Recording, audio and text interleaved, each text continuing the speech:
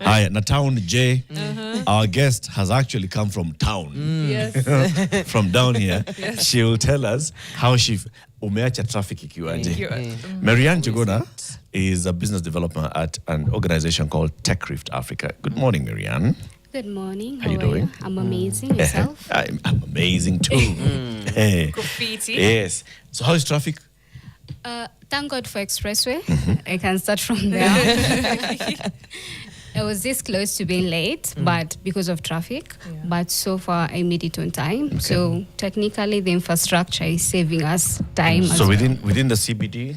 No. It's Westlands. Westlands is crazy. Yes, Westlands is crazy. And within the CBD to get here? It's Kima. very clear. It's clear? Yes. Okay. Because that's what Nani wants to know. Anataka kujua tao kukoaje CBD kwa penthouse. Anaweza toka nyumbani sahi akiambiwa tao iko clear. Lakini how do you get to town? Yes, that's the number one. Is Mombasa Road okay? Is Thika Road okay? Is Ngong Road fine? Is Jogoo Road okay? Alafu kila mtu atoke home the same time. Yes. Patanye nyinyi wote your town. Yes. So let's do that one. Fix us. Let's wherever you are, just give us an update of how the traffic is looking like this morning. Yeah. Whatever road you're using, let us know. Golden Boy says Thika Road, things are flowing, not too much traffic. Where Golden Boy yuko Mombasa Road na Thika Road. I'm unatumia maps. Anyway, endelea kutupatia hayo, give us that update. Maryanne.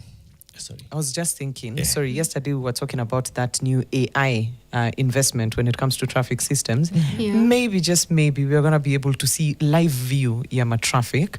Tunafanya pale ka split, and then we're like, that's the road you're about to take. Yeah. AI, power of tech. Yes. I mean, opportunity. It would cost how much, fella? With all those billions, it had better. It had better do all of that and then some. Felaris, as we speak right now, I think the government is still paying Safaricom. You see those cameras on the roads? They were installed by Safaricom as an extended loan facility to government.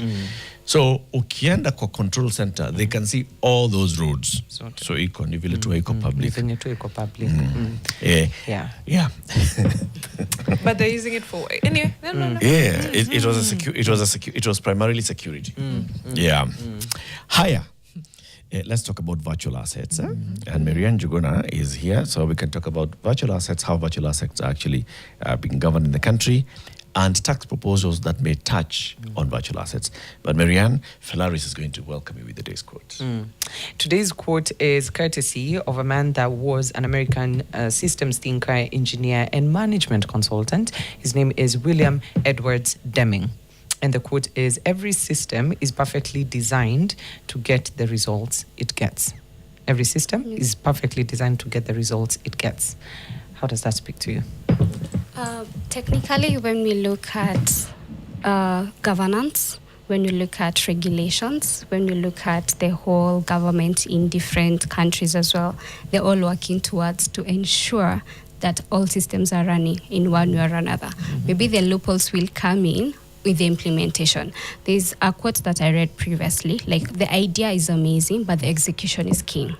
So if they execute it in the right way, then it will fit the governance that they're trying to implement at the end of the day. So they might try to design something that's perfect for a specific system based on the input, output, and intended output at the end of the day. So execution is what that matters at the end of the day. I love that. I like that interpretation. We've had a few conversations around virtual assets. We've also hosted people from the virtual assets chamber. But speak to me about how many Kenyans, what's a virtual asset, and how many Kenyans hold virtual assets that we know of right now before we go to the taxman and what they know. Okay, so on previous conversations, more of like virtual assets, I love the fact that Kenya, we were there way before it was introduced. Think of it of more of like digital money. We've been using M-Pesa day in, day out. Right now, it's more of like a scale on a global scale per se. So it's more virtual money available digitally. They used to call it digital assets, but now we've transitioned to virtual assets as a representation of money that is online as well. So enabling cross-border payments and moving money at ease, which is cheaper, faster, and also transparent. But now the underlying infrastructure of it is the blockchain technology that enables all of these transactions to happen. So in Kenya, we had started with M-Pesa. We have a knowledge, or rather the economy and the people know how money can be transacted online, making it easy for people to understand even virtual assets. That's why we saw, like in a report last year, 2025, you had 6.1 million Kenyans who own cryptocurrencies. It shows that the market is quickly accepting virtual assets as a form of trade as well, moving money from one country to another, or even for the import and export people, how they're able to pay their suppliers, not only in Kenya, but also in China, be it wherever place it is that they're conducting their trade. Yeah. Now, that virtual asset, especially now talking about virtual assets in monetary form. Yeah. So there always this conversation about virtual asset is not under the CBK, it's not fiat money. So it's, hidden money. Yeah. Is that true? It is not hidden money because, again, the blockchain infrastructure makes it quite transparent to even trace each transaction when it happens. We have the Financial Report Center, right? For them, they're in charge of making sure that we are all AML compliant, anti-money laundering compliant, right? So with all the hashed quote unquote digital transactions, you're able to like trace where each transaction went. And at times we have crackdowns by the DCI where they linked a certain trader to a certain fraud money that was transacted. So even you can have the money in the system, but removing it might now be the challenge that you might face. Recently, last weekend, we had like a shutdown of P2P trading on Binance as well. So these are some of the things that the institutions, or rather the systems, are trying to curb and to make sure that everyone is protected at the end of the day. Okay. Yeah. People in the other financial services sector, in banks, for example, the CBK has a view of what kind of transactions people are making. Okay. The bank has a register of account holders. The CBK can access that at any moment, right? The CBK says if you're depositing or withdrawing money, then the bank should know what you're doing and what for. Does that happen with virtual assets? Right now we're in the process of having the virtual assets regulations being passed. At this juncture is when we are trying to put virtual assets to also report to FRC. For like banks, they have a cap of 10,000 USD, and that's like $1 million, right? So if they're reporting like this amount has been transacted, what about the money that we're transacting globally? So on virtual assets, so when it comes to a transaction with maybe through virtual assets, they are now mandated to also report to FRC that this amount of money is being transacted to that. So it's more of a developing conversation that's happening day in, day out on how we can find the correct footing that promotes innovation and does not stifle it. Again, CBK has the mandate to access all of that. No wonder we have the CME Capital Markets Authorities and the CBK as the main regulators for virtual assets. So we are working with them hand in hand. They understand the concept we're introducing, and for them, they're trying to find a footing and proper regulations that not only protect the consumer, but also ensure continuous innovation. I want to go back to the Binance question. Why was, you said it was P2P trading that was suspended. Why? And then, actually, let me not assume. Explain what Binance is as a platform and what kind of trading happens there and why it was suspended. So Binance is an exchange. Like the same way we have Bybit also as an exchange, we have Vala as well, that's an exchange. Whereby through the exchange, we're able to transact, is it stable coins, Bitcoin, Ethereum, whichever coin of your preference that you're choosing to trade virtually. If there are different features or different products on these exchanges, P2P is what we use to off-ramp. That's like withdrawing your virtual assets from that exchange for you to convert it to fiat money. Fiat money is the local currency that you're getting to use for your daily transactions. So there was last around, I think, in April in Ethiopia, they had strict regulations around Binance and all of that. So they had to suspend P2P trading. There's that conversation that's happening in Ethiopia. In Kenya, we also had the DCI that was trying to investigate some fraud. So to curb all of that and to ensure everyone is streamlined, they had to hold P2P. They finish all the investigations for them not to be able to proceed and to allow for us to access the services.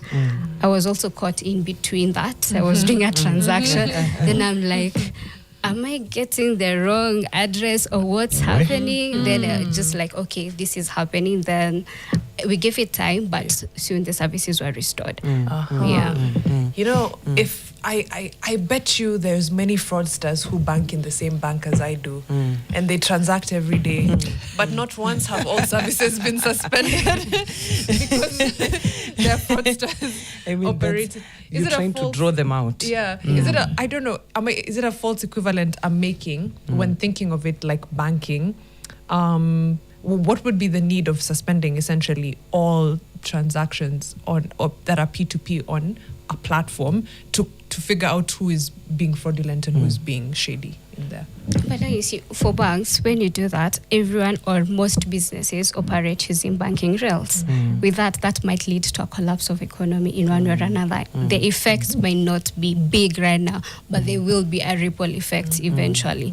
Right now is the point where with virtual assets we're trying to get our footing as to how we're going to protect and also get to see the right audience and protect the consumer at the end of the day. Because even when we look at regulators, at the end of the day they're looking at protecting the consumers and also the financial position of Kenya. I mean, for anyone playing within that space, you need licenses from the CMA or CBK, right? Yes. But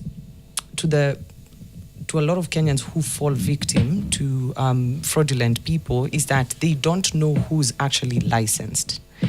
Do we have a place where Kenyans can go to as a reference to say that these people are actually licensed operators within this space for me to actually trust, so that I'm not caught in this web of, our accounts have been either frozen or we cannot transact on these platforms? Where do we get this information?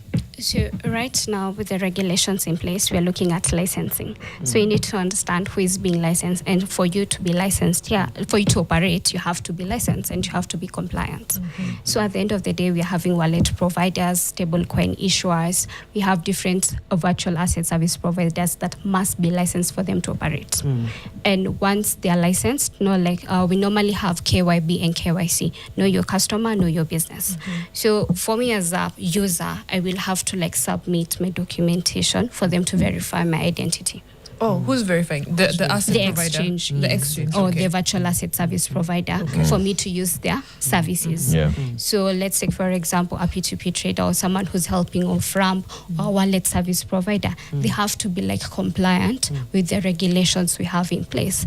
At times, it may not just be the virtual assets license that you may need. The Act dictates that or mandates that you're supposed to be compliant with data protection as well, anti-money laundering act as well, and also AML in general. So there are different licenses that you have to be compliant with for you to be able to operate in the Kenyan market. So that is the footing that we're trying to figure out with virtual assets and also the regulators that we have on board, CMA and CBK. That's one half. That's the consumer being vetted by the service provider, the virtual asset service provider. How does the consumer vet the virtual asset service provider? Based on the information that they put there, and also at the end of the day, CBK, before they give you a license, the same way before a bank is given a license for them to operate or any other payment service provider, they must be compliant. So we are not looking at a product that has just been introduced in the market and expected for us to go and verify. The regulators have done their due diligence to allow them to operate. And we also have fines and penalties that are already in place in case they violate any of the terms that are set forth.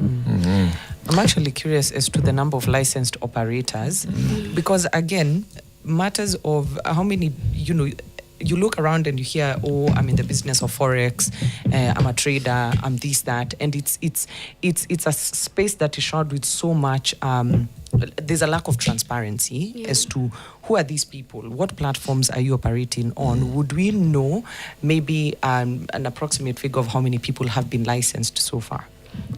Right now, the Act came into play last year in November. Right now is when we're having the regulations. Okay. So every virtual asset is mandated to be compliant by November 2026. So until then, they're still operating. But after that, for you to operate in the Kenyan market, you must be compliant and you must be licensed. I just wanted us to clarify something, or just to get more clarity on something. Yeah. And this is of something Falaris has mentioned in her question. A virtual asset service provider, and there's a word that you used. They offer these platforms. Yeah.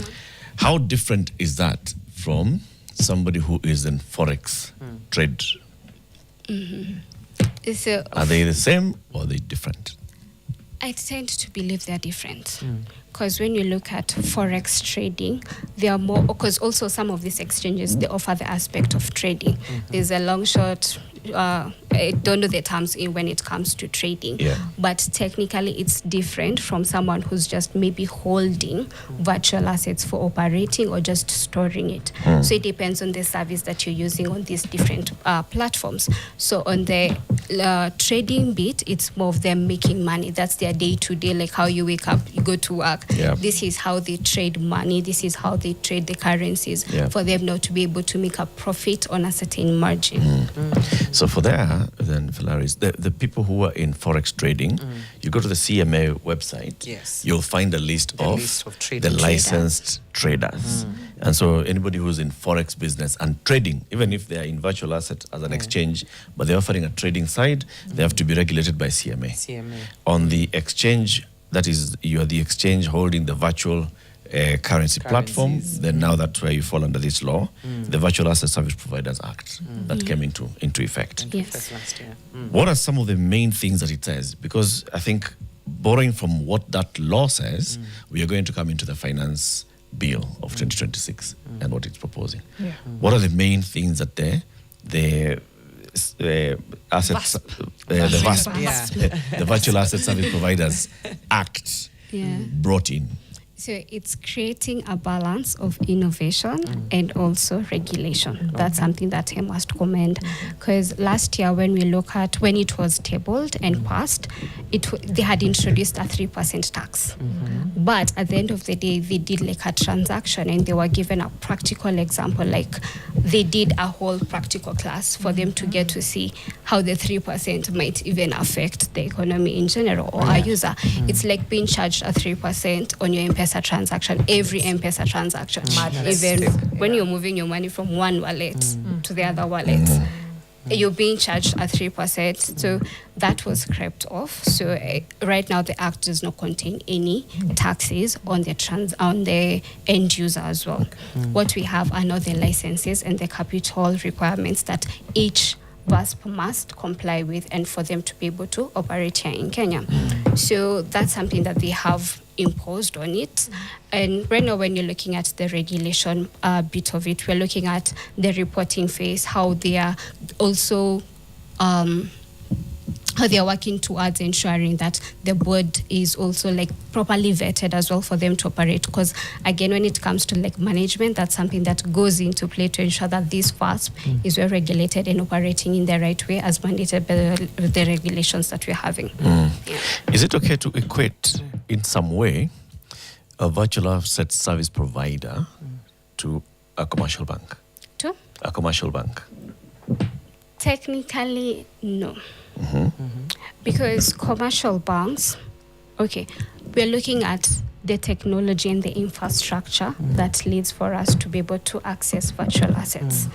Banks hold and store money. The same way with virtual assets as well. It can hold money. But again, the structure is a bit or way different from a banking structure.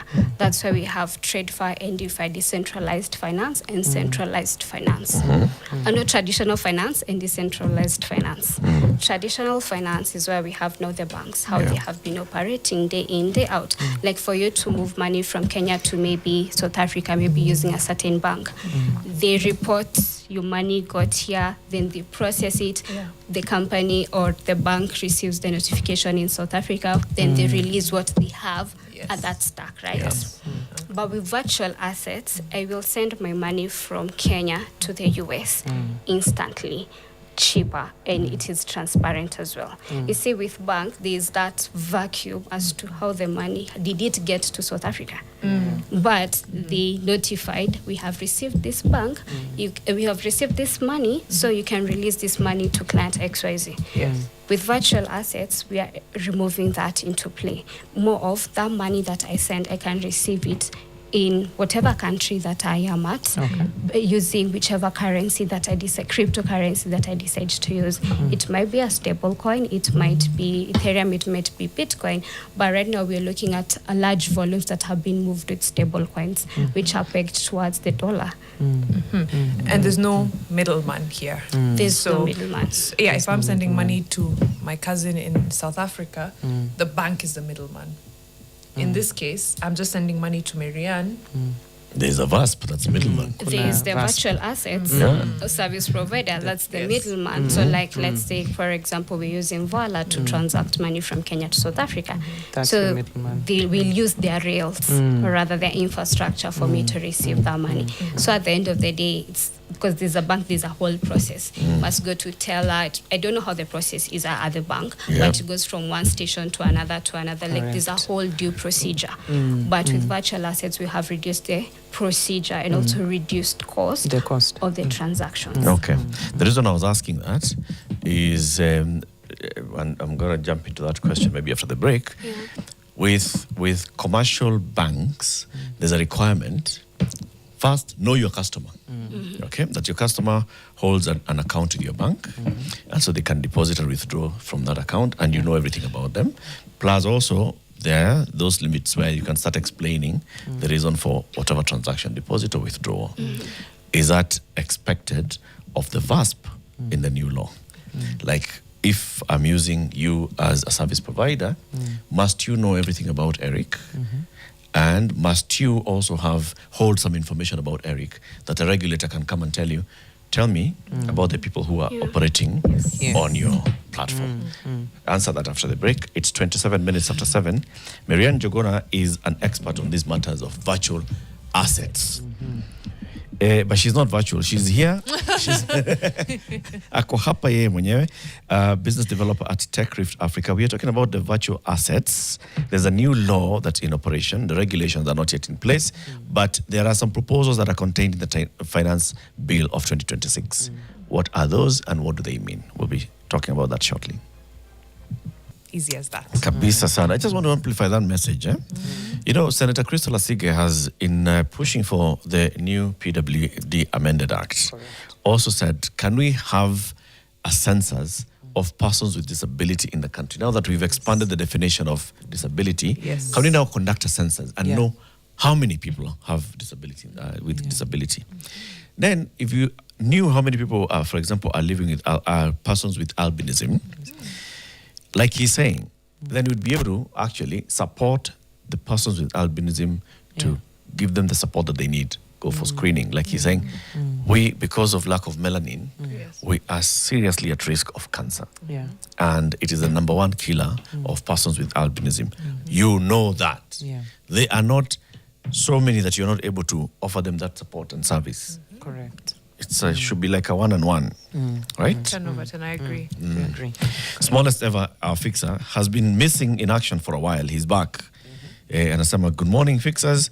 Fixers in the studio, you look amazing, guys. You look amazing. Asante. Yeah. Thank you so much. Smallest is a day one. It's a day one Nation fixer. FM. Hi. And people in the studio who look amazing include Maryanne Njuguna, who is a business developer at Tech Rift Africa. We are talking about virtual assets and the proposals in the Finance Bill 2026. So before the break, we're looking at what are the requirements for a bank in terms of reporting, know your customer, know the transactions, and they're strict on that. The CBK is very strict on that. What does the new law also introduce in terms of the people who are transacting virtual assets? So when you look at banks, there is a mandate as to what they need to do. report as well. They have the monthly, quarterly, and annual reports that they need to make. With virtual assets, we're trying to find a balance as to how many reports we need to pose. With the regulations in place, they had also imposed to do monthly, also they're monthly. Right now, we've proposed to do quarterly and even annually as well, which reduces the number of reports that we need to make. The burden of compliance. Exactly, because you might end up finding a lot of resources is going into reporting as compared to also doing the actual work. Because again, it can't be a one size fits all. We have small virtual asset service providers. We have the large players in the game. So is it a one size fits all for reports, or is it based on the complexity of the transaction or the services that are being offered? So we just need to find a balance that fits, maybe categorized, or to fit the virtual service providers that we're having in the market. Yeah. I mean, just the same way we have ranking in banking, tier 1 bank, tier 2, tier 3 SACCOs, that would apply. When it comes to the taxman, help me understand, who remits taxes? Is it the platform or is it the trader? It is the platform. It's the platform. But again, with the regulations, they had imposed a 0.05% tax on the transaction. But we're looking at already mature markets like the EU, Dubai. None of them is imposing a certain percentage on a transaction, of which that might end up being super expensive. And at the end of the day, it's the customer who will be bearing the additional cost for the transaction. So we are looking at, with all the capital requirements that are put in place, the licensing. So it's more of the virtual asset service provider, it's one who's bearing the cost for the tax through the different licenses, renewing, and also other imposed payments that they need to also pay as well. And they'll pass on that. And they will to the whatever, because The then end I user. see, I understand KRA's POV, which is there's a goal to expand the tax base and to make sure that we are getting our taxes from wherever it is that we can. Now, the reports that came out in 1 year, stablecoin transactions were around 426 billion shillings. Of course, they're seeing potential in that. And one would even argue that if these are platforms where we're transacting these volumes of money, then we really need to come in, one, make sure compliance is there. There's laws that support this, but also, same way people that are in your what we call this alternative financial structure that we all exist on, if we are compliant and paying taxes, then we might as well bring it to the other side. Did we trade off privacy for legitimacy? Good question. Technically, for like banks, they give the CBK or the regulators an open book for them to see the transactions, but they've put in place a cap. What we are asking for virtual assets is, can they also give us a cap that in all transactions, not all money is flagged? Again, to what point do we bar KRA from just coming to fish? Or at what point will it lead to them flagging certain accounts for them to be audited, for them to even compare the transaction based on also your lifestyle, or it may be also on your expenses, also as a taxpayer? Because at the end of the day, they're looking at the Tax Providers Act. We have section 59, whereby it states that by notice, that they can be able to access your documents, your data devices, and copy that information to enforce fair investigations for tax liability. Then on section 60, it goes more and says, like, if you ignore or if you don't comply, they have the right to get a court order and to search. It's more of like such your and seize. devices and or even household or whatever it is. Yes. What we need is more of like a definition as to what will lead to an account or a specific person being flagged. And at what point do they need to start the investigation? I get the idea of a cap, yes, and we do need clear structures, because you're right. It could just be now a fishing expedition. Anyone who is of interest, they saw fellow ulienda holiday. Wonderful. Ushaenda holiday before maini ya kwanza. Utuone hiyo nini? And so on and so forth. So I see how it could be a fishing expedition. Yesterday on the Business Daily, the headline was about essentially KRA wanting access to personalized data, or just walk me through that headline actually. Is it KRA wanting to see that Maryanne made a transaction of this much at this time and Evo and continuing, like, is it just open, transparent? What are they asking for? So what they're asking for is data. But again, we have the Data Protection Act that is in place. Yes. That has also mandated processors and controllers to also minimize data. So at the end of the day, because also the virtual assets providers, they need to like store that data for up to 7 years. Yeah. So at the end of the day, when the taxman needs to do an investigation, we'll have to open our books. Yes. Again, another thing when it comes to operating with virtual assets, they are traceable, making it easy for you to even trace a certain amount of money that moved on a certain rail on a certain account. So we are not saying that we don't want to be compliant. It's more of to what level are we going to be compliant? To what level of data are we going to release? And at what cap are we going to introduce that in case this happens, this is a cap that we can be able to implement and even report to FRC. So let me walk through. So right now, if KRA is looking at, let's say, bank records, what they are seeing is account number 1234, of a certain person, maybe, like you said, data that is not redacted. What's the word you use? Minimized. Minimized, yes, that's the word, right? Maybe with the initials MB that made a transaction. What KRA wants to see is account number 1234, name Maryanne Bishar, made a transaction at 6:36 a.m. to this amount, Evo, like down to the last detail. Same applies to us. We have that detail up to the end trail of that specific transaction. Yeah. What is... The taxman wants to see that. Yes, of which it is already on record. Books can be opened because the transactions are there and they are transparent. What now it institutes, because even banks themselves, when we saw, like recently, I've been noticing my M-Pesa, some numbers are hashed. Yes. You can't that is an aspect of data minimization. So they can have visibility of the data. But again, if they need to access a specific, let's say it's you, Maryanne, I need to go see all her transactions, then it will warrant me to go get a court order or give Maryanne a notice that the taxman came, they are coming, we're giving them access to all your transactions, of which it is by notice. Then when you refuse, is now maybe not a warrant or a search now is conducted on all your accounts. So the books are there, the data they will receive. So we're looking at minimized data and also at what cap do also we need to report as well. I'm looking at what the finance bill is proposing. Yeah. It's proposing to amend the Tax Procedures Act by introducing the issue of virtual assets into the Tax Procedures Act. So it is seeking to add a new section after Section 6B of the Tax Procedures Act, which will now be called 6C.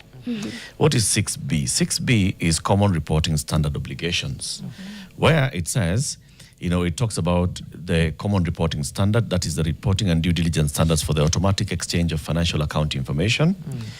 A reporting financial institution shall comply with the due diligence procedures and record-keeping requirements as set out in the Common Reporting Standard Regulations prescribed under subsection C, which says the Cabinet Secretary will come up with regulations to talk about that.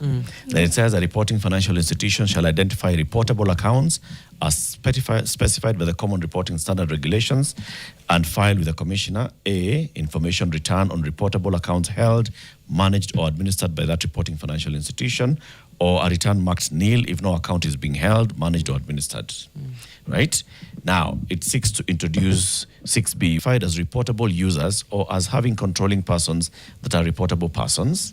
And 2, a virtual asset service provider shall be required to file the information return if the virtual asset service provider provides a service that effectuates exchange transactions or making available a trading platform on behalf of a customer.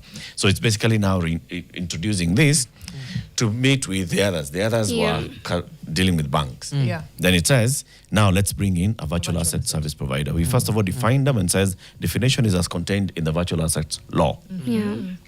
Now, let's bring in the virtual asset service provider who shall file a return with the commissioner in respect of all the virtual asset users with which it maintains a relationship in every calendar year and that are identified as reportable users or as having controlling persons that are equitable persons. So I'm wondering what's a reportable? Yeah, what is so a reportable user? A reportable user.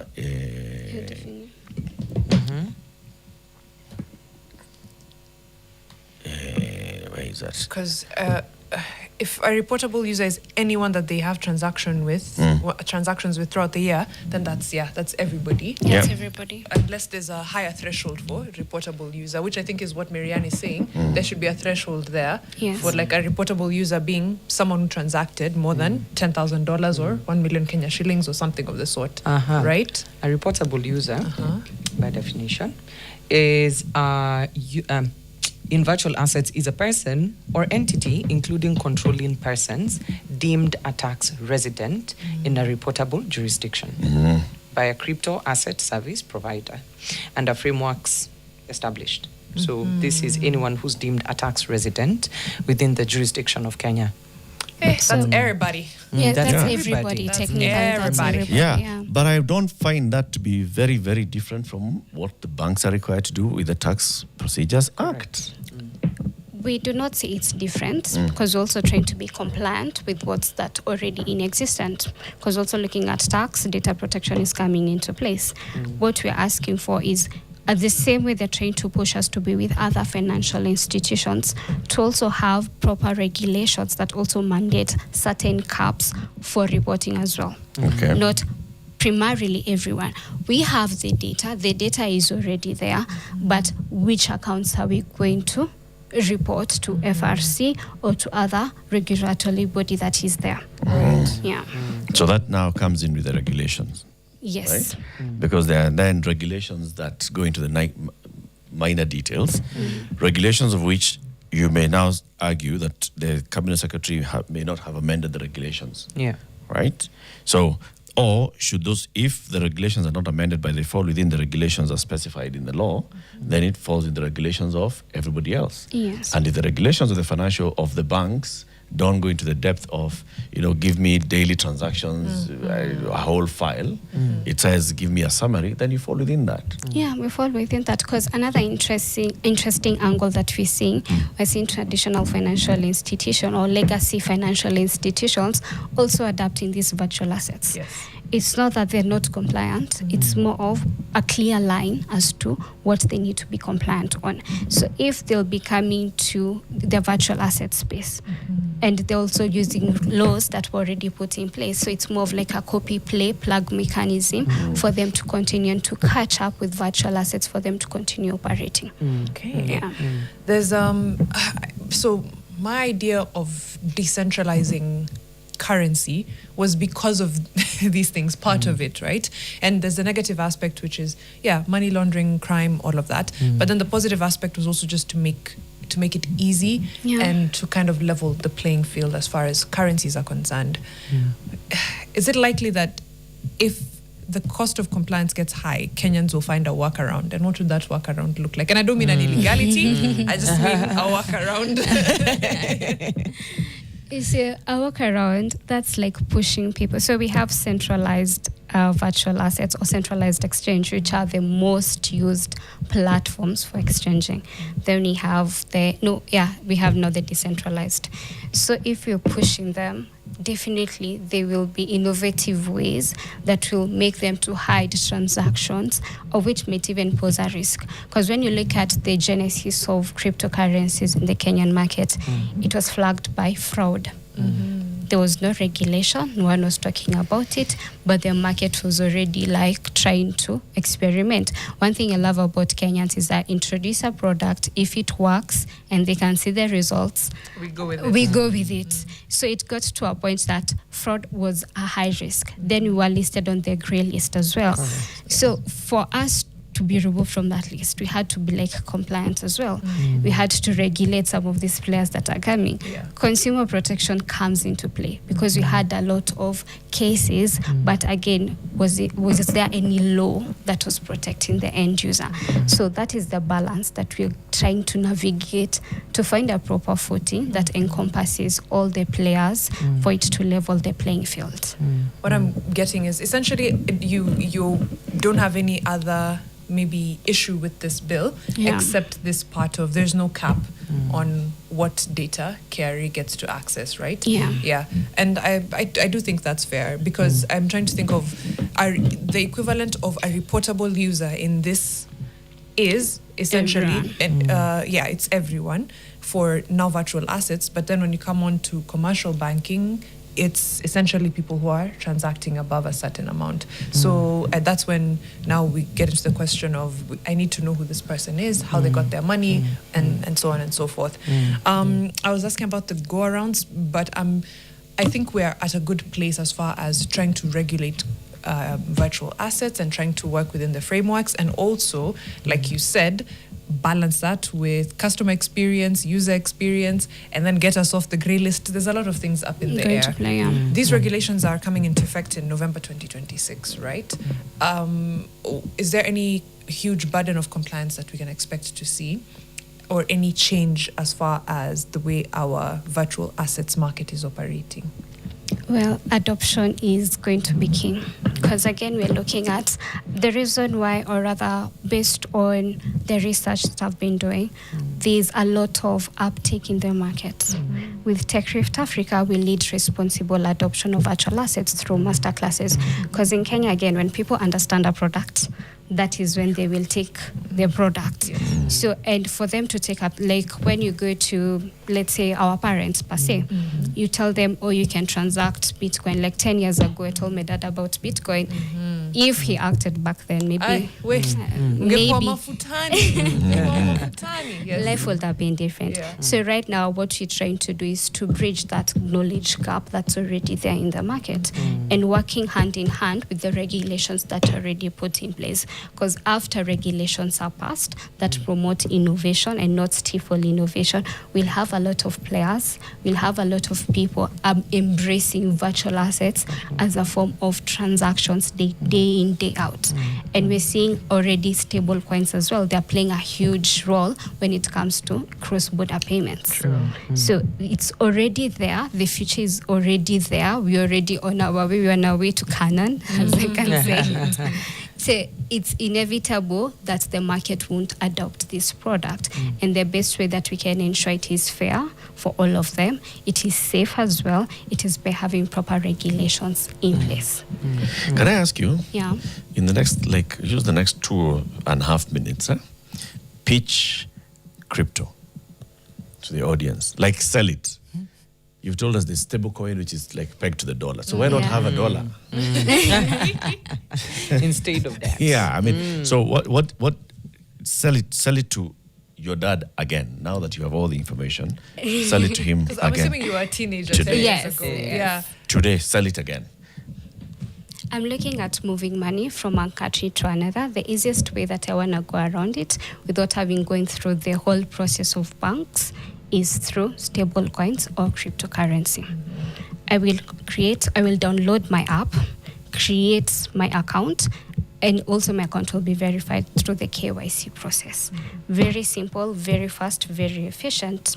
Then after verification, I'm able to move my money from country A to country B, or even from me to my dad instantly. The transaction fee will be reduced, because that's another thing that goes into the cost that I will have to bear. If I have to send my dad 1,000 bob, I don't need to bear a transaction that may be 10%. I might pay 1% of the transaction cost. Thus, he will receive 950 Kenya shillings that he can use on his day-to-day activities, as compared to maybe a transaction cost that will be imposed. Again, delay. It is very fast.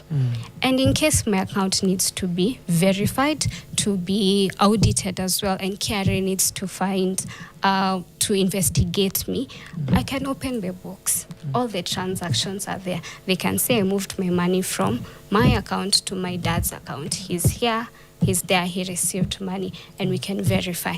But if I am moving more than $1 million, then my virtual asset service provider may give me a mandate as to how I can prove the source of my income and the purpose for it. Because at the end of the day, we are looking at how we're going to ensure that the money that is passing through my account is not money that is laundered. Okay. Maryanne, very well said. What is this money that you're sending? How did it get there? So I have my money. I am paid in Kenya shillings today. Fari. It's in my bank account. Right? How do I make it virtual? Do I have to go to the bank, withdraw it, and then go and deposit it as virtual? Are you saying that I start banking now with virtual and stop using my bank? And are you also saying that my M-Pesa, I convert it into virtual so that it's easier, cheaper? What are you telling me to do? Virtual. Ni virtual lakini unaiona ikiwa Kenya shillings. Because if you talk about it that way, then all transactions, as long as I'm doing online banking, it's all virtual. It's all virtual, technically, if you ask me. But no, I'm not telling you leave your bank, but I'm looking at if you're exploring options of saving cost, ensuring it is fast, safe, and secure, you can opt to on-ramp your money. How do you on-ramp? Based on the specific virtual asset service provider that you're using, it might be a wallet. In this case, I can use case in example, Busha, which is a wallet. So I take my Besha Barifari, I put it on my Busha app, then I'm able to like buy USDC, USDT, Ethereum, Solana, Bitcoin. Then I'm able not to transact virtually. Okay. If my daughter Maryanne sends me these virtual things, right? How do I convert it into Besha Farifari? Because Mama Njoro pale kwa duka anajua pesa. Anajua pesa, exactly. So another thing that we're seeing, like I was reading a report this morning on Bitcoin, we have 40 million Kenyans who already have light wallets. So these are the wallets that are used to transact specifically Bitcoin. 40 million Kenyans. We're only 60 million. We are less than 60. We are 52. We are 52. Yeah, so technically, it was a report by Tando. I think 4 million, if I'm not wrong. 4 million, sorry. Yes. 4 million. So it shows that people are already adopting this product. And we also have virtual assets that make it easy to spend on your day-to-day. Tando is a product that makes it easy for you to interact with Mama Mboga to buy using Bitcoin. It's just a matter of them understanding this is the wallet or this is how you need to transact. But before we get there, there's the aspect of choosing the right wallet or the right service provider for a specific transaction. Right. And again, with them, they've already integrated with our day-to-day spending habits. Because again, we're creatures of habit. If we all use M-Pesa, I will definitely use M-Pesa to on-ramp. I will use M-Pesa to off-ramp.